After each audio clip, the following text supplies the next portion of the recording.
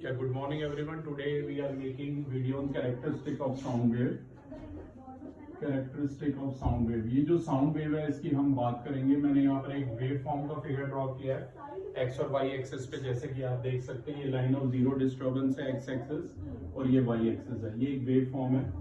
आप जो ऊपर वाला पोर्शन होता है इसे कहते हैं क्रस्ट, CREST क्रस्ट, और जो नीचे वाला पोर्शन होता है इसे कहते हैं ट्रो या ट्रफ कहते हैं. ठीक है, तो आप इस वेव फॉर्म को देख सकते हैं. हर क्लासेस में ऐसे ही वेव फॉर्म को साइनोसोइडियल वेरिएशन बोला जाता है. तो ध्यान दीजिए, सबसे पहले हम बात करेंगे लैम्डा यानी वेवलेंथ की.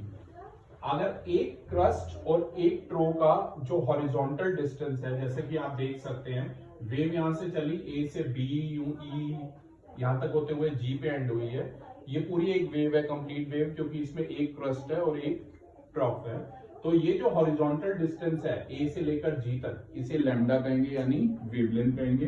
सेम ऊपर वाले दोनों क्रस्ट की जो मिड का डिस्टेंस है उसे भी हम लैम्डा यानी वेवलेंथ कह सकते हैं. लैम्डा एक सिंबल है जो वेवलेंथ के लिए यूज होता है, LAMBDA लैम्डा. ठीक है, इसके बाद हम बात करेंगे, इसमें 4-5 टर्म्स आती है. ऐसे ये ई से लेकर के तक का डिस्टेंस भी लैम्डा है. और अगर आप देखेंगे सी से एफ ये लैम्डा बाय 2 और एफ से लेकर आई तक ये भी लैम्डा बाय 2 हो सकता है. ऐसे ई से लेकर आई तक का हॉरिजॉन्टल डिस्टेंस लैम्डा बाय 2 और आई से एल तक का हॉरिजॉन्टल डिस्टेंस लैम्डा बाय 2 हो सकता है. फिर हम बात करते हैं फ्रीक्वेंसी की. देखो, सबसे पहला जो फॉर्मूला आता है वो कुछ ऐसे आता है बेटा. डिस्टेंस क्या होता है? स्पीड इंटू टाइम होता है. आप सभी को पता है डिस्टेंस होता है स्पीड इंटू टाइम. तो जो ये डिस्टेंस है वो लैम्डा है, स्पीड साउंड वेव की v है और जो टाइम पीरियड है वो t है. इसके बाद एक टर्म आती है frequency. Number of vibration produce पर सेकंड इज कॉल्ड फ्रीक्वेंसी.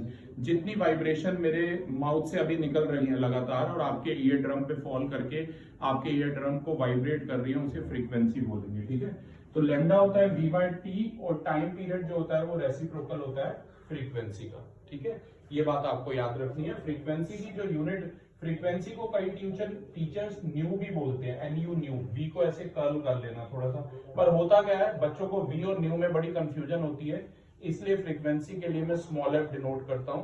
वैसे फोकल लेंथ के लिए स्मॉल f हम करते हैं 10th क्लास में. तो न्यू फ्रीक्वेंसी है, इसका जो यूनिट है हर्ट्ज है.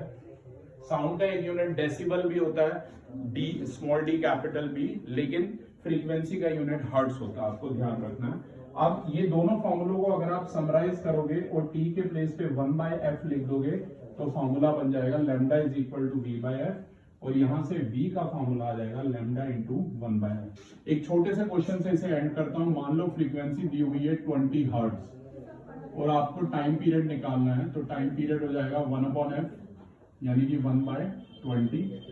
इसे आप ऐसे लिख लो 1/2/10. 1/2 है 0.5/10, तो ये आंसर कितना आ जाएगा 0.05 सेकंड आ जाएगा. ऐसे ही मैंने और भी videos characteristic of sound wave पे जसमीर सिंह में से 9th क्लास के लिए न्यूमेरिकल करा रखे हैं, आप चाहे तो देख सकते हैं. Thank you.